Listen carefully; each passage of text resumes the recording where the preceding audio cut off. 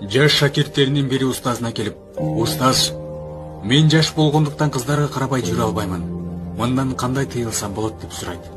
Устазы кесе толло сүттү баланын колуна карматып: "Ошону базардагы сатуучуга бир тамчысын да тамчылатпай алып барып бер" дейт. Андан экинчи шакиртин чакырып: "Эгер мына бул жигит сүттүн бир тамчысын жерге төксө, ошол жерде камчылагыла" деп колуна камчы карматат. Баягы жигит устазынын сөзүн эки кылбас үчүн ары камчынын оозунан корккондуктан сүттү бир тамчы да төкпөстөн соодагерге алып барып берет. Кайра келгенден кийин устаз андан: "Жолдо канча кызды көрдүң?" деп сурайт. Жигит: "Мен сүттү төгүп аламбы" деп чоочулап, андан башка жага көз чаптырганга чаман болбоду дейт. Ошондо устазы: "Мусулман адамдын абалы сүт көтөрүп бара жаткан сенин дал өзүңө окшош болуусу керек.